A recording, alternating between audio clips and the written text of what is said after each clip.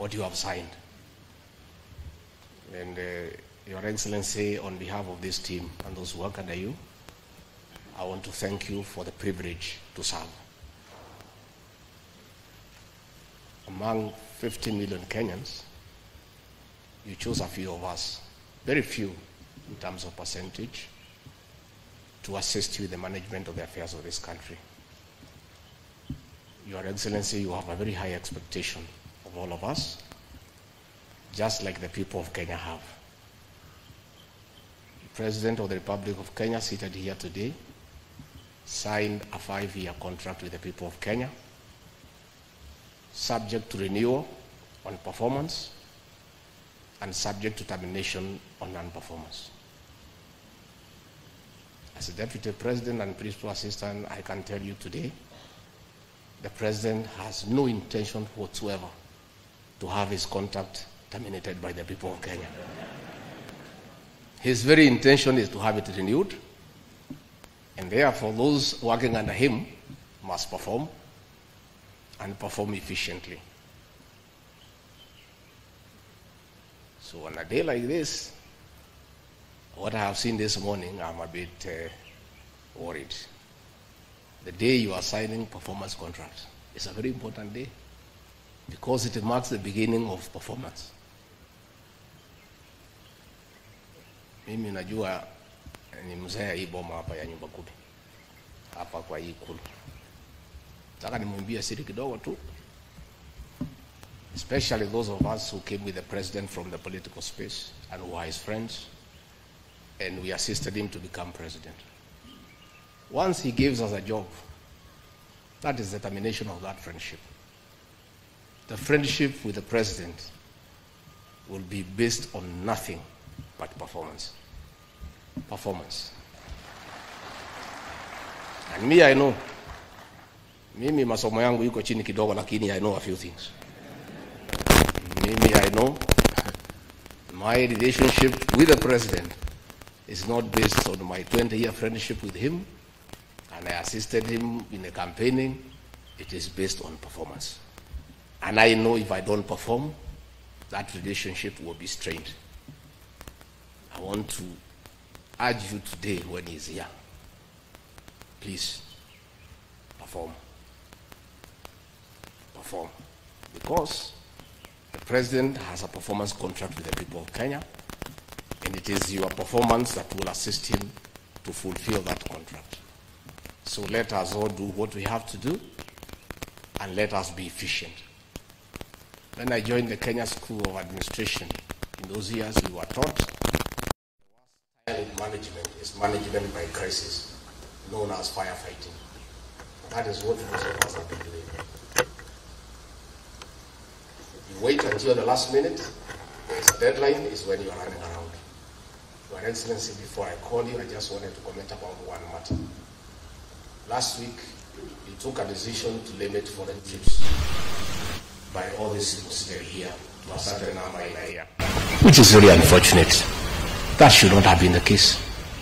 People should have regulated themselves to travel when it is necessary. But because of the opulence, that all ministers and PSs were out of the country most of the time, the president had to put a stop and say you can only do so much.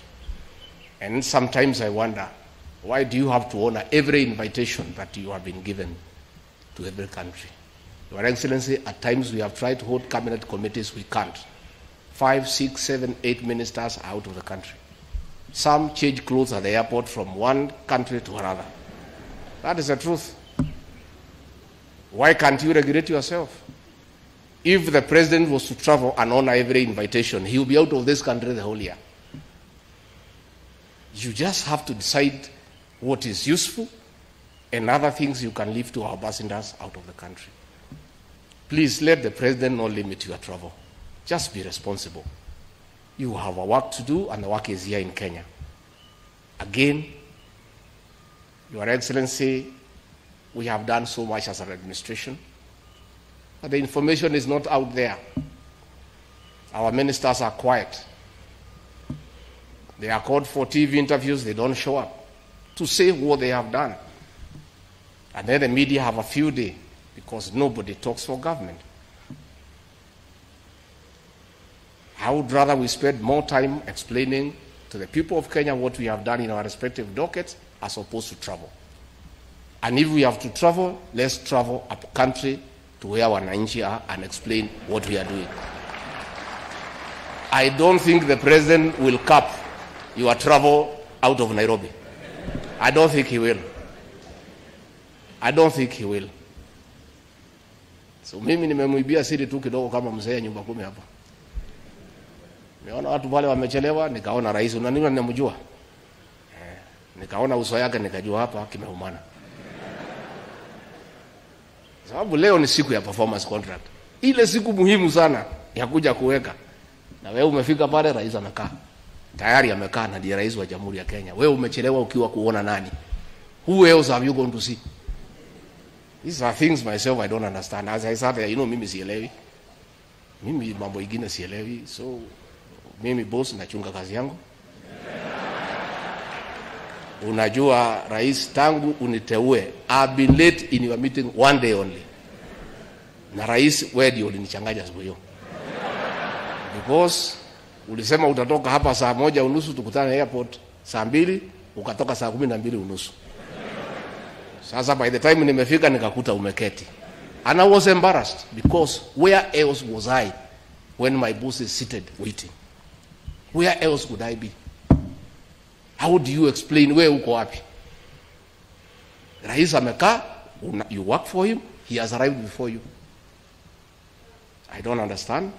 I don't know how you plan, but hata kama iko traffic jam, hii traffic jam haijakuja Kenya leo, inajulikana tangu zamani.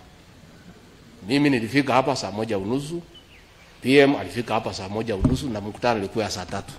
Not because we have no work to do. Si hakuna haja kuamuka hii masaa na hii baridi tungelala. Lakini tunakuja kwa rais wa Jamhuri ya Kenya who has given us a job, who is very busy. Wewe utachelewa ukiwa wapi? So those are things as you sign these contracts you need to think about. But I want to assure you from what nimesikia asubuhi, from today tufanye kazi. Marafiki wa rais wa zamani tufanye kazi. Kipimo ni kazi peke yake. Mimi nimesikia na mimi nakubaliana na rais kazi. Let us work. Let us do what we need to do to help the president. And he has set the pace. Let us follow the leader because he is the leader. If his pace is to keep time, let's keep time.